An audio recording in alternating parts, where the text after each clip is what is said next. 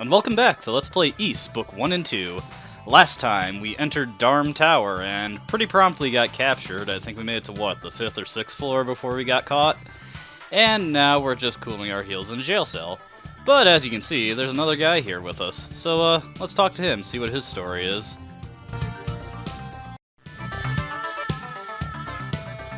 Hello, I'm Luda Gemma. Not long ago, I was walking through the many corridors of this tower.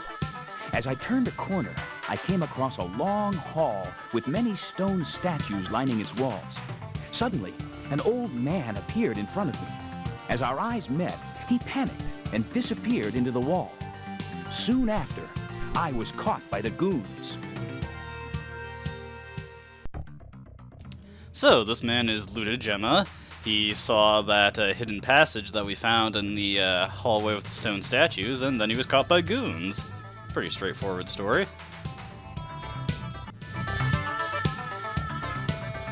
Hello. Oh, he's just going to repeat it to us.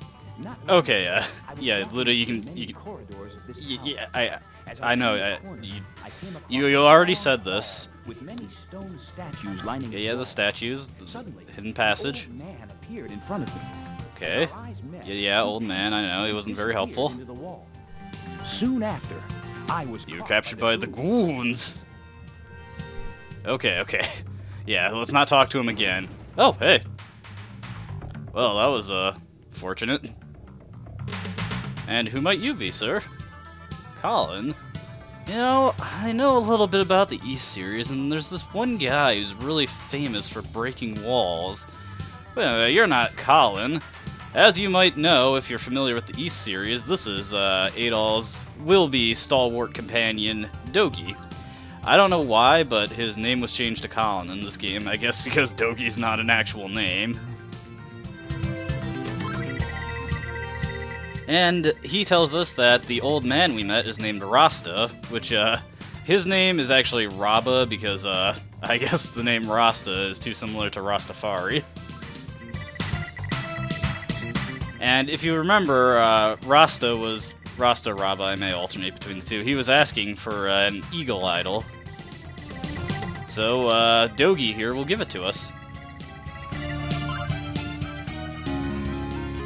There we go. So we better remember to stop in and check on Raba Rasta, to give him the idol.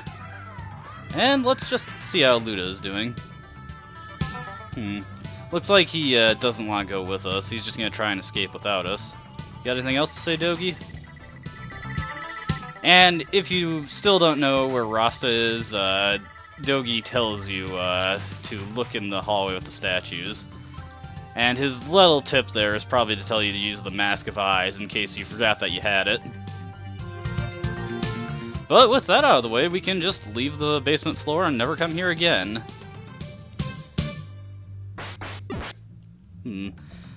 Considered putting the game on fast, but I better leave it on slow, because if you remember, we lost all our silver equipment, so now we're back to stuff that is actually pretty significantly weaker than what we entered the tower with. The silver equipment is actually quite good.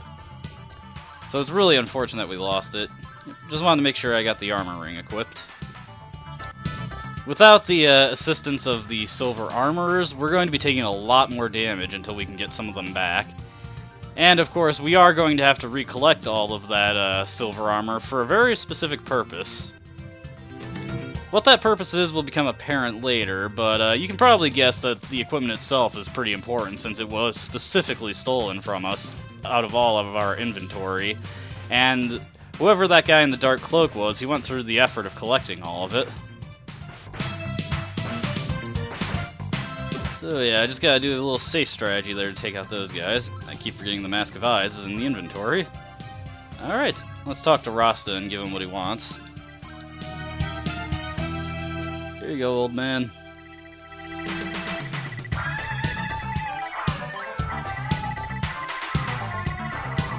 Alright, so he gives us this blue necklace, which, as he says right here, will protect us from some of the worst evils.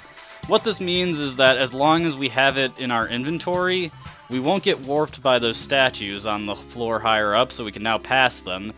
And also, the blue necklace gives us protection against another item in our inventory. Now, I don't know if you need to have the blue necklace as your active item to get past those statues, but I do know that you don't need it as your active item in order to equip the evil ring. As you can see, now that we have the blue necklace in our inventory, it will not hurt us anymore. So that's a small favor.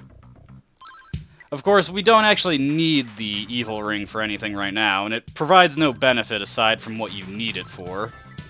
But that will come up later. Better make a safety save. It's always a good idea to save, because you never know when something is going to kill you in this tower. The enemies tend to jump around wildly in strength. And as always, it's very much a good idea to kill everything that you come across, but not for the money this time around. This time it's purely for the experience. We're going to be gaining a lot of levels as we get through Darm Tower, and we're going to need every one of them, as you have to be at very specific levels if you want to be able to defeat the bosses without giving yourself a migraine.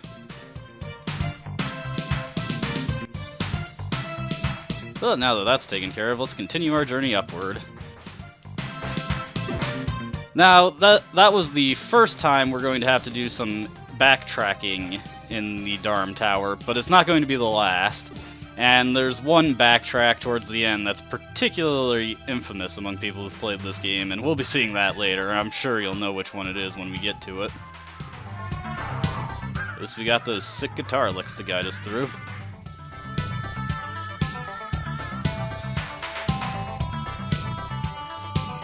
Okay, if I remember right, this is the floor before we got captured. Now, last time I went to the end. Let's go up this other staircase first.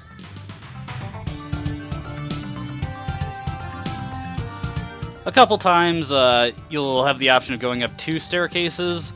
Usually, the wrong path will take you to a bunch of items you need to collect anyway, so I guess it's not necessarily the wrong path, but it's not the necessary path. And the right path will obviously take you further up the tower. As you can see, we got some new enemies here. The enemies tend to change about every 2 to 3 floors. Obviously, they get tougher each time. These guys, they don't seem to retaliate too much, except when I mention it specifically, then they do.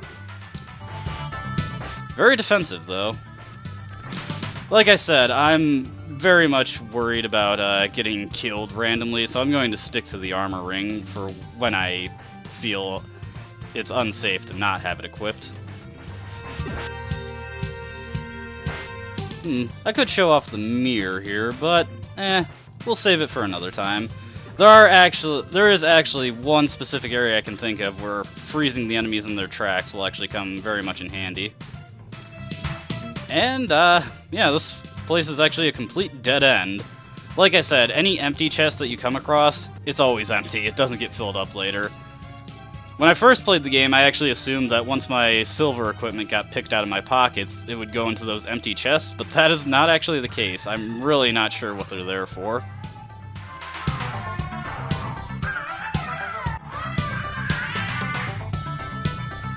Okay, just want to make sure. Yep, got the blue necklace. Although, actually, once I get to the doorway, I'm actually going to test something.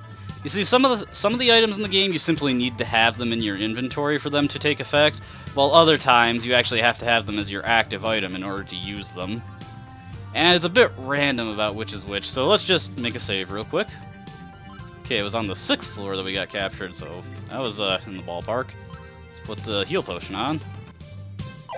Yeah, we do need to have the blue necklace specifically equipped in order to get out.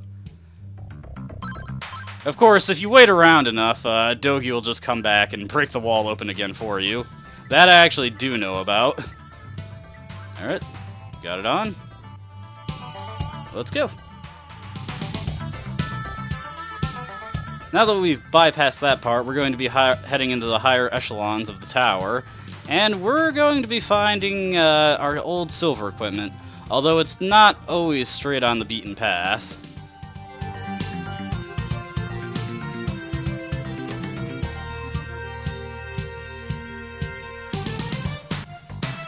I hope you're digging this song, because like I said, we're going to be hearing it for quite a while. Not until East 2. Well, okay, whenever we fight a boss, we're going to get the boss music, and the final boss has his own unique song. So, other than those, we're not going to hear any new music until we get to East 2. Unique brooch. Wonder what he means about only seeing your reflections in the mirrors. I'm sure we'll figure it out when it becomes pertinent. Ooh. Okay, whoa. This guy's all over the place. Some of the enemies behave very weird when you hit them. As you can see, this guy gets sent flying a mile back, but sometimes he can be sent flying towards you. Alright, let's get this. And we get our silver sword back. And I'm all for that, so now we can do more damage to the enemies. Alright. Now it's a bit dangerous to heal with enemies around, but these guys are pretty slow, as you can see. Alright. Re-equip our armor ring, and let's deal with these guys. As you can see, now that we've got our silver sword back, much more damage being done to these guys. Where did that other guy go? Guess he went in the hallway, but it didn't look like he went to the left. Weird.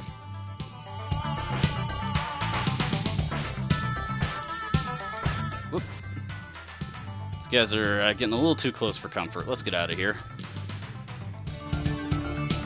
Once we do start getting a leg up on the level ups and actually getting some new equipment, I'm going to be switching the game back over to the fast speed, because as you can see, it's pretty tedious to get through places when it's on slow, especially big places like Darm Tower.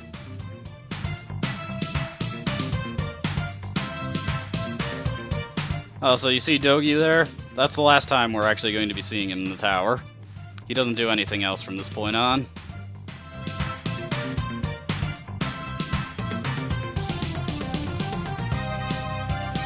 Alright, I better stop and heal.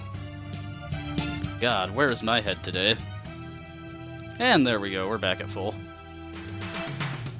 Hey, if it saves me a little bit of menuing, I'll take it.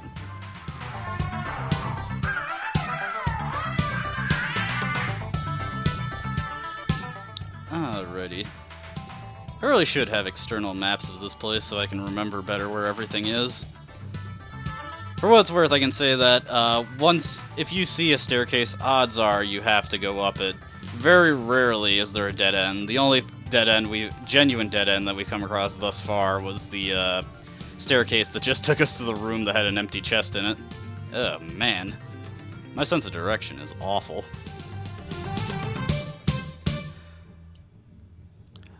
Honestly, I'm quite surprised that the mazes in this game didn't give me quite as much trouble as I was expecting them to. I was able to get through the game quite easily on my first actual playthrough to complete it. The only times I ever really got stuck is when I came across some puzzles that I was a little lost as to what the correct steps were. Although I did find, in a surprising number of instances, I was actually close to being on the right track.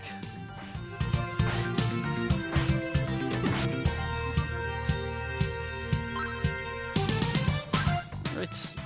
Gotta get this guy out of the doorway. Whenever an enemy is standing still, that is when they are at their absolute most dangerous.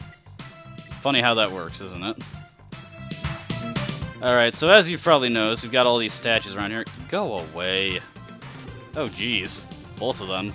Don't know if I'm going to be able to handle two of them at once. Oh, no, wait. Yes, I can. And I got a level up. Sweet. But as you can see, this is a chest, but it's surrounded by numerous statues. And I like pointing out the obvious. Now, as you can tell, there's probably some sort of trickery afoot here. And this is one of the few times where the timer ring can actually come in handy. We get our silver shield back, but upon opening the chest, all these guys come to life, and they're actually quite fast, so that's one of the few times where having the timer ring equipped can actually help you out a bit. Now that we have the silver shield, we don't need the reflect shield, and as you can see, slowed them down very significantly. Another option you have is that you can equip the mirror there and just use that, but I figured may as well show off the timer ring. Alright, now what was down here again?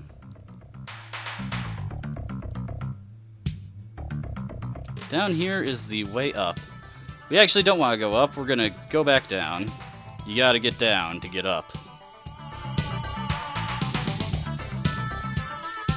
No, not really. I'm just going back to check the other path that we didn't go down. If I remember correctly, this is actually the correct path to continuing through the tower. However, the other path is going to take us to an item that we need. There are actually quite a few key items that you have to get in order to either solve a puzzle somewhere else in the tower, or get through a specific section of the tower.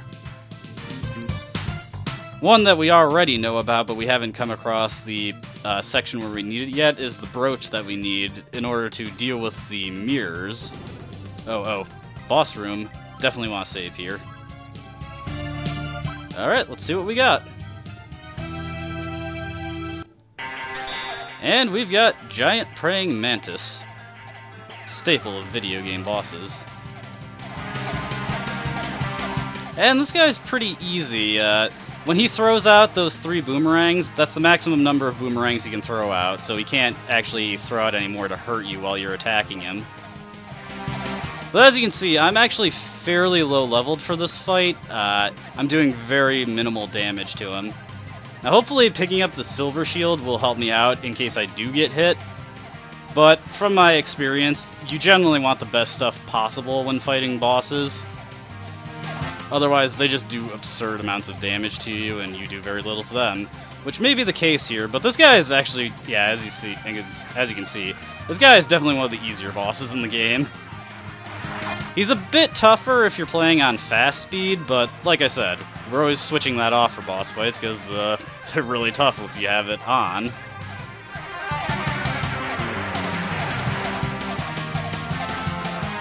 So one thing that's a little funny about Dogie's name change to Colin in this that I wanted to mention is that this is the TurboGrafx CD version of Ys 1 and 2, and Ys 3 actually did get a TurboGrafx version of the game made, and in that game, they basically completely ignore what happened in the Ys 1 and 2 for the TurboGrafx system, and they switch back Dogie's name to what it actually is.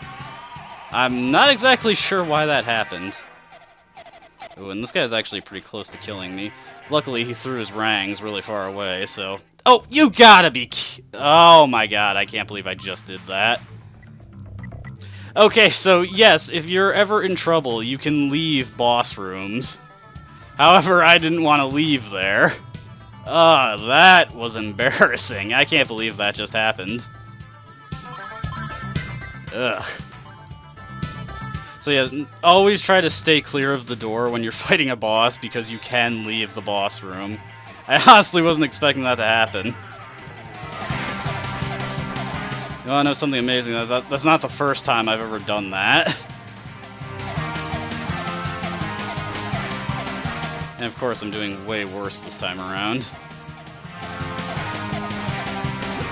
Oh jeez. Oh my god, I can't believe I threw out that run. It was beautiful, and I ruined it.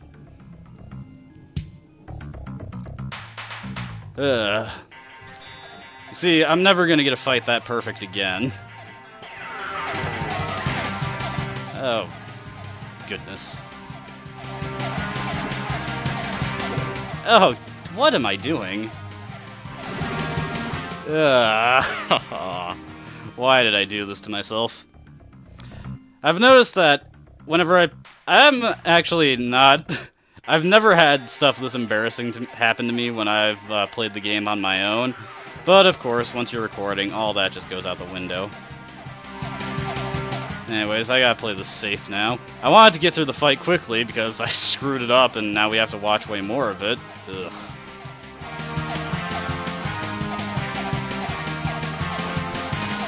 I am noticing, though, that I am getting to these fights way lower leveled than I was in my previous run-throughs of the game, because I actually know what I'm doing, and since I can just go straight for everything I need, I end up missing up on a lot of valuable experience points. And I am very bad at moving Adol. Actually, I think it's pronounced Adol, but I keep saying Adol, putting the emphasis on the A. I don't know why I pronounce it like that. Adol, Adol, Adol, Adderall. Maybe that's why I don't pronounce it like Adol.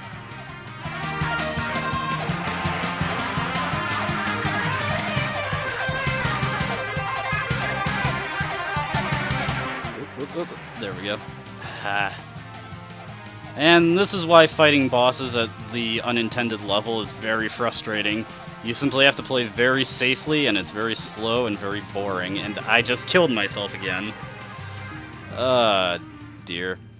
Alright, I think this is actually the first video where I'm going to employ some editing in post. I'm just going to go get a level up real quick, and then when we come back, I'll kill the boss. Okay, see you in a few minutes. Alright, we're back, and after gaining one more level to help with the boss fight, and coming to terms with a series of soul-crushing embarrassments that I'm unlikely to ever live down, we're ready to fight again. Hopefully this will go a lot better.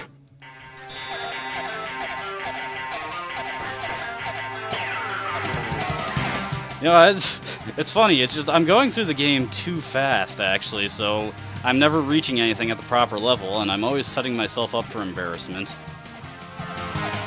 And I guess it's inevitable. I've never really been a fan of level grinding. I like trying to do things without just, you know, pressing a single button to win a fight, basically.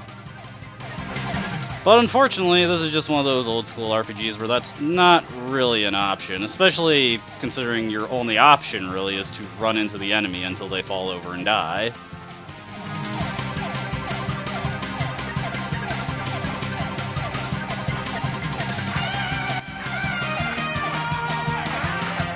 But that is a great song. I just love listening to the music in this game. It's the reason I wanted to play this version specifically, because I just love the way the music sounds. It really came out well.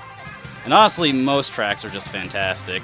There's a couple that are kind of stinkers, but we'll get to those when we get to those. Also, the town themes aren't quite up to snuff. But there we go, we finally won after taking way longer than anyone reasonably should. And what is our reward? Well, on the left chest, we get a hammer. Now, what does this do? Well, it's not a piece of equipment. Instead, it goes into our inventory. And we get a little dingy sound whenever we use it. How neat. And over here, we get another Book of Ys. Remember, our goal is still to collect these books. Presumably, when we get them all, something really cool will happen. But I think I've embarrassed myself enough for one video, so when we come back, we will continue our journey through the Tower of Darm. I hope you enjoyed watching, because I know I didn't enjoy recording this, and I hope to see you again. Please, have a nice day.